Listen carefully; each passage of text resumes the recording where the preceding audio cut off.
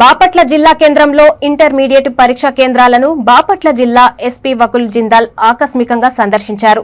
బందోబస్తు విధులు నిర్వహిస్తున్న పోలీసు అధికారులు, సిబ్బందికి పలు సూచనలు చేశారు.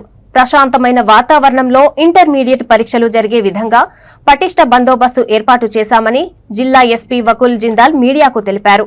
పరీక్ష కేంద్రాల పరిసరాలలో బయట వ్యక్తులు, అనుమానాస్పద వ్యక్తులు ఉండరాదన్నారు. అన్ని పరీక్ష కేంద్రాల వద్ద సెక్షన్ 144 సిఆర్పిసి అమలులో ఉన్నందున ఎవరూ గుంపులుగా ఉండకూడదన్నారు.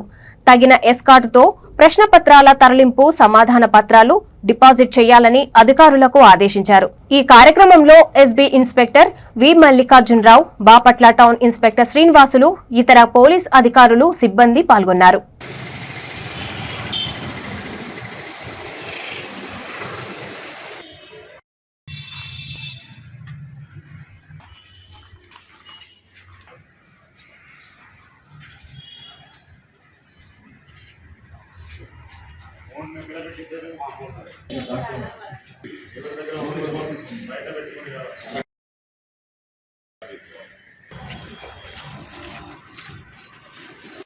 అందరికీ నమస్కారం. సో ఈ రోజు నుంచి స్టేట్ వైడ్గా ఇంటర్మీడియట్ ఎగ్జామినేషన్ స్టార్ట్ అయ్యాయి. బాపట్ల జిల్లాలో కూడా ఈ రోజు నుంచి 18th రోజు వరకు ఇంటర్మీడియట్ ఎగ్జామినేషన్స్ జరుగుతాయి.